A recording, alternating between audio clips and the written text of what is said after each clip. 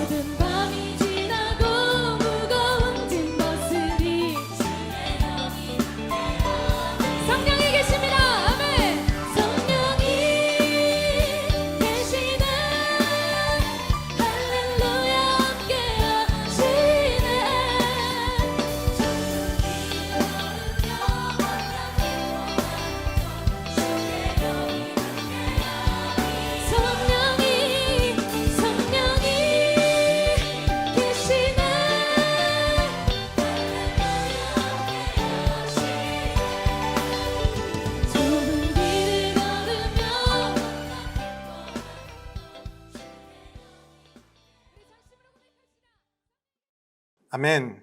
같이 기도하겠습니다.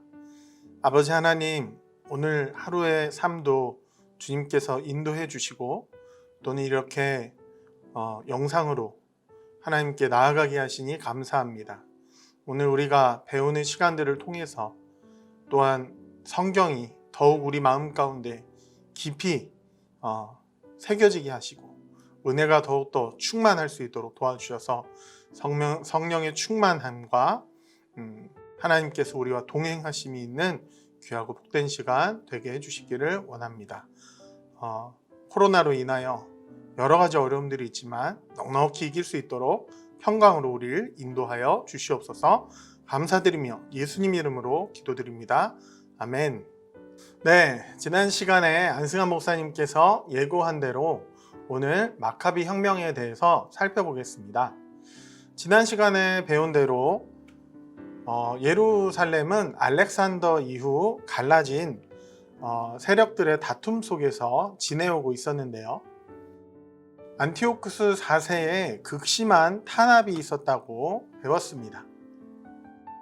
성전에 제우스 신상을 세우고 신상에 경배하지 않으면 무참하게 죽였죠. 가장 많은 피해를 본 사람들은 하시딤 운동을 하는 경건한 자들이었습니다. 이들은 율법을 다시 탐구하고 주야로 묵상하기로 작정한 사람들이었습니다. 끝까지 경건 운동을 하려 동참하던 자들이 많은 피해를 입었습니다. 하시딤 운동에 동참을 하지는 않았지만 율법에 충실한 삶을 사는 유대인이 있었는데요. 예루살렘 북쪽 모데인이라는 곳에 5명의 아들을 둔 하스몬가의 나이 많은 제사장 마타디아가 그런 사람이었습니다. 예루살렘을 모독했던 안티파스 4세는 대표자 한 사람을 모데인으로 보내 그곳에서도 제우스 신을 위한 제사를 드리라고 명령을 합니다. 하지만 제사장 마타디아는 이를 거부합니다. 그런데 다른 유대인 한 사람이 마타디아를 대신해서 제우스 신에게 제사를 드리려고 합니다. 그 순간 마타디아가 유대인과 안티파스 4세가 보낸 대표 2명을 쳐 죽여버렸습니다. 그 후에 마타디아는 모든 것을 버려둔 채 자신의 5명의 아들들과 또 추종자들과 함께 사막으로 피해 동굴로 숨었습니다. 안티오코스는 군인들에게 그를 쫓게 하고 동굴을 막아 어린아이들과 여자를 포함해서 1000명을 죽였습니다. 이 일로 인해 많은 사람들이 충격을 받게 되었고 하시딤 운동을 하는 경건주의자들까지 마타디아와 연합하여 안티오코스 4세에게 반기를 들게 되었습니다.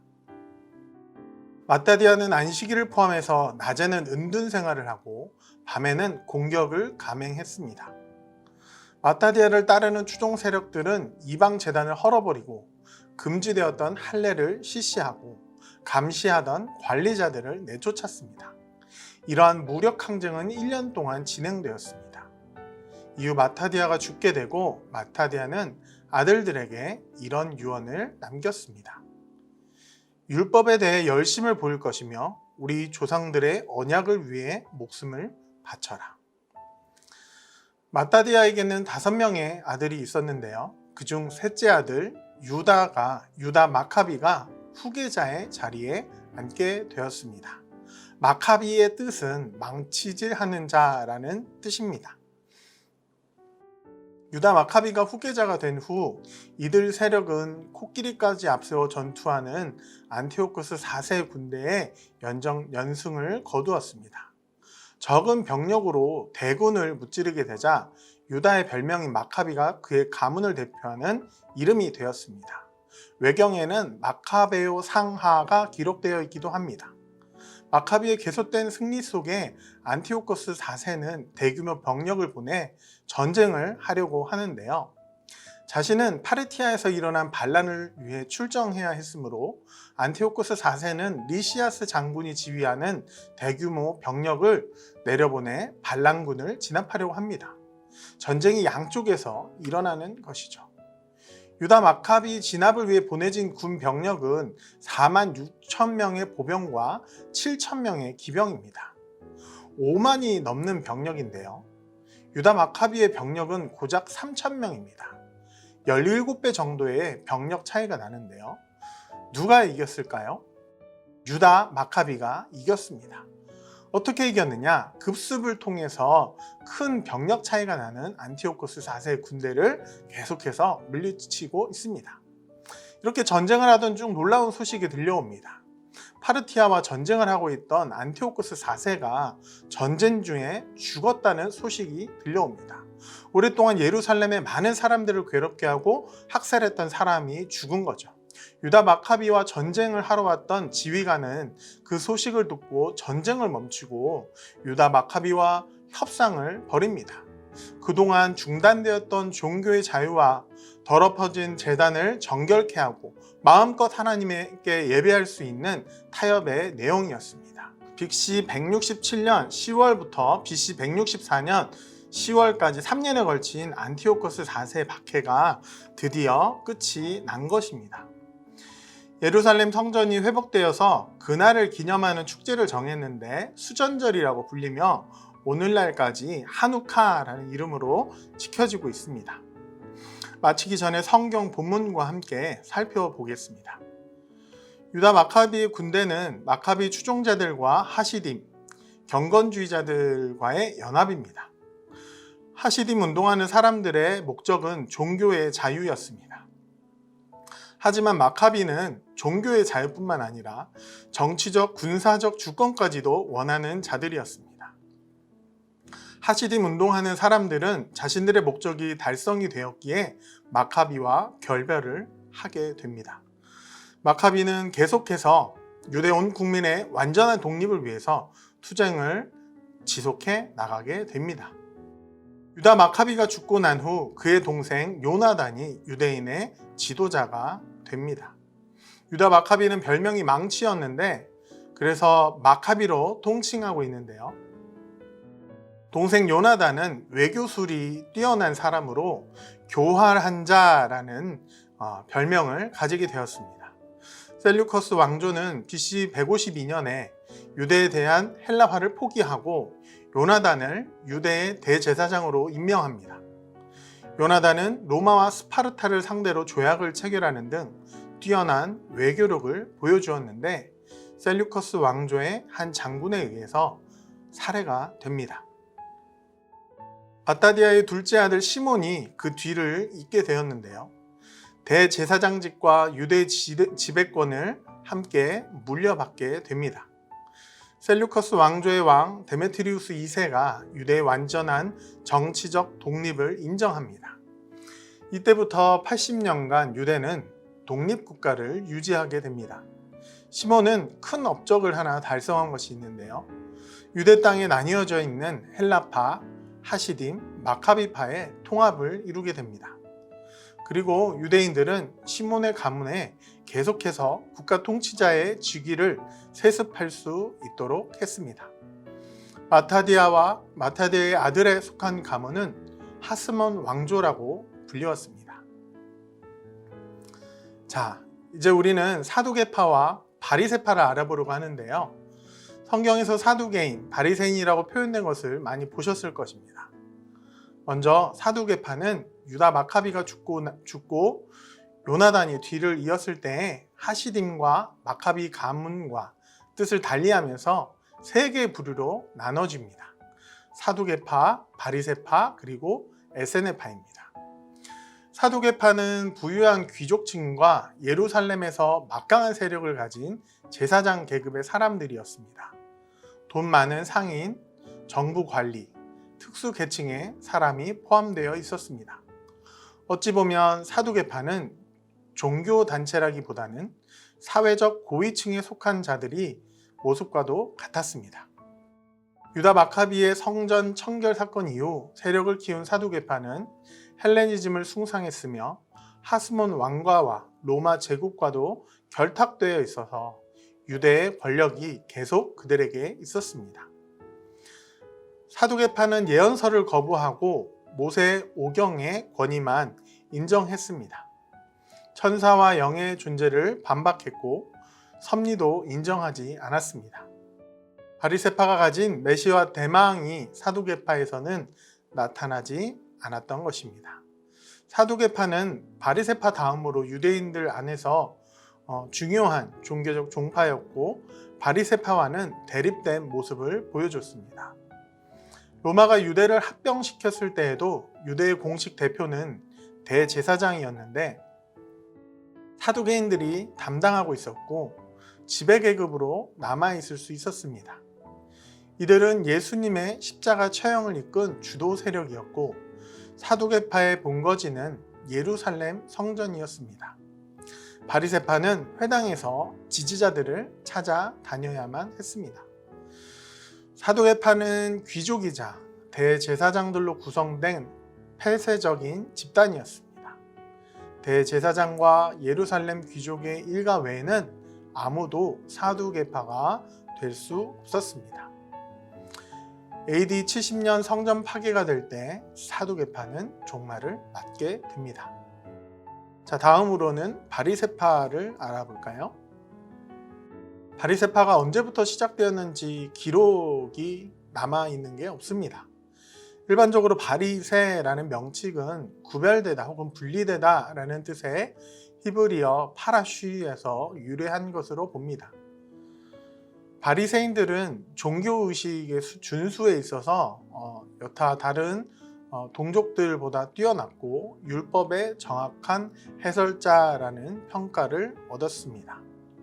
또한 그들은 성경과 구전의 계율을 지켜냈고 죽은 자의 부활, 하나님 나라의 도래, 천사와 악마의 존재, 메시아 대망, 불임절과 수전절 절기를 받아들였습니다. 대중으로부터 인정과 존경은 받았지만 정치적 권력은 갖지 못했습니다. 바리새파는 자신들의 복장을 통해 다른 분파들과 구별했는데요. 경문을 넓게 하여 옷을 크게 하고 쉐마를 이마에 두르고 손목에 메고 다녔습니다. 이 쉐마라고 불리는 이 경문 가죽 주머니에는 하나님의 축복 그리고 신명기에 기록된 들으라 이스라엘이라고 기록된 말씀들이 적혀 있었고 또 바리새인이라는 것을 한눈에 알아볼 수 있는 그런 복장을 하고 다녔습니다. 사두개파와 바리새파의 대립은 유대 그 나라를 수년간 찢어놓고 내란까지 일어나게 됩니다. 예수님은 바리새인과 사두개인을 성경에서 이렇게 평가하십니다. 마태복음 3장 7절 요한이 많은 바리새인들과 사두개인들이 세례 베푸는 데로 오는 것을 보고 이르되 독사의 자식들아 누가 너희를 가르쳐 임박한 진노를 피하라 하더냐 라고 기록합니다. 존 스토트는 이렇게 바리새인과 사두개인을 평가합니다. 바리새인은 하나님의 말씀에 무엇인가를 더하려는 반면 사두개인들은 성경에서 무엇인가를 빼내는 사람들이다 라고 말합니다. 이들은 신약 성경 끝까지 싸움을 벌입니다. 오늘 우리는 마카비 가문과 사두개파, 바리새파에 대해서 살펴봤습니다. 앞서 말씀드렸던 수전절의 내용을 살펴보려고 하는데요. 수전절은 요한복음 10장에 한번 등장을 하는데 어떤 일이 있었는지 성경 말씀을 한번 살펴보겠습니다. 요한복음 10장 22절부터 예루살렘의 수전절이 이르니 때는 겨울이라 예수께서 성전 안 솔로몬 행각에 거니시니 유대인들이 애워싸고 이르되 당신이 언제까지나 우리 마음을 의혹하게 하려 하나이까 그리스도이면 밝히 말씀하옵소서 하니 예수께서 대답하시되 내가 너희에게 말하였으되 믿지 아니하는도다. 내가 내 아버지의 이름으로 행하는 일들이 나를 증거하는 것이거늘 너희가 내 양이 아니므로 믿지 아니하는도다. 내 양은 내 음성을 들으며 나는 그들을 알며 그들은 나를 따르느니라. 내가 그들에게 영생을 주노니 영원히 멸망하지 아니할 것이요 또 그들을 내 손에서 빼앗을 자가 없느니라. 그들을 주신 내 아버지는 만물보다 크심에 아무도 아버지 손에서 빼앗을 수 없느니라. 나와 아버지는 하나이니라 하신데 유대인들이 다시 돌을 들어 치려 하거늘 라고 기록이 되어 있습니다. 요한복음 10장 22절에 보면 수전절이 이르니 때는 겨울이라 라고 나오고 그때 안에 있는 유대인들과 논쟁을 벌입니다. 수전절이 가지는 의미가 무엇입니까? 자신들이 오랫동안 종교의 자유를 빼앗기고 또 예루살렘 성전이 돼지에 의해 가증한 것에 의해서 더럽혀지고 제우스 신상이 세워지는 등 많은 박해들이 있었는데 자기들이 드려야 하는 하나님과의 그 관계, 하나님을 예배하는 그 권리를 되찾은 것을 기념하는 축제입니다. 축제 기간이었기 때문에 많은 유대인들이 모여 있었고 이런 논쟁들이 가능하지 않았을까 생각이 됩니다. 이 수전절이 가지는 의미가 끝나버릴 수도 있었던 하나님과의 관계, 하나님께서 자신의 백성을 버리지 않고 다시 예배할 수 있도록, 다시 하나님과 함께 할 수 있도록 그 길을 열어주신 것이죠. 공교롭게도 예수님께서는 그와 연결된 말씀으로 유대인들에게 권면하십니다. 29절에 보시면 그들을 주신 내 아버지는 만물보다 크심에 아무도 아버지 손에서 빼앗을 수 없느니라. 예수님도 28절에 그들을 내 손에서 빼앗을 자가 없느니라 이렇게 말씀하십니다. 안티오쿠스 4세가 하나님과 유대 땅의 사람들과의 관계를 끊으려고 했다면 그것을 지키시고 회복시키신 분은 하나님이라는 것을 알 수 있습니다. 수천절의 의미를 우리가 이해한다면 아마 이 장소에서 이 시기에 예수님이 말씀하신 내용은 소름 돋을 만한 의미심장한 얘기가 아니었을까 생각이 됩니다. 우리가 중간사를 배우고 있는데 중간사는 알면 알수록 신약을 이해하는 폭을 넓혀줄 수 있을 거라고 생각이 됩니다. 사두개파는 종교 지도자들과 권력층이었습니다. 그래서 예루살렘 성전에서 활동했고 바리새파는 회당과 길에서 자주 등장하는 것을 성경을 통해 보게 되죠. 오늘 바리새파와 사두개파를 배우고 배경을 알고 보니까 그들의 등장이 너무 자연스럽게 느껴지기도 합니다. 우리 하나하나 배워가면서 더 큰 하나님의 은혜를 누리시는 여러분들이 되시기를 바랍니다. 기도하겠습니다.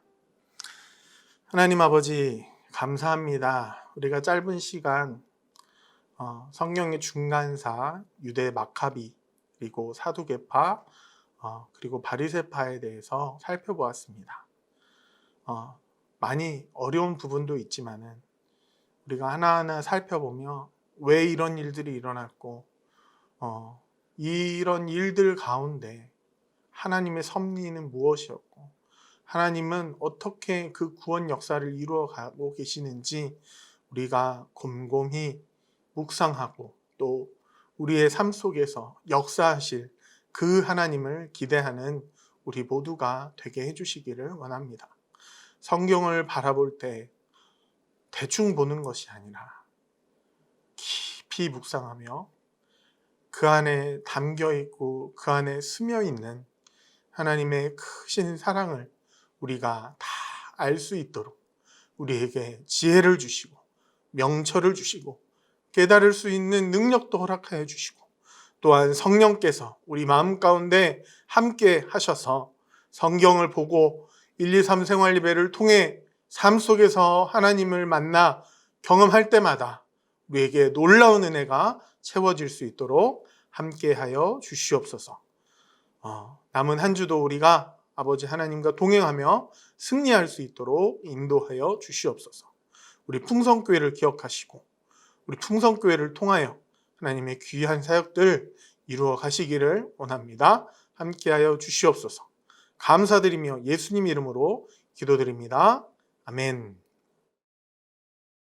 네, 다음 시간에는 우리 양머리 목사님께서 SNF파부터 설명을 또 해주시겠습니다. 한 주 동안 은혜로운 시간 보내시고 승리하시기를 바랍니다. 감사합니다.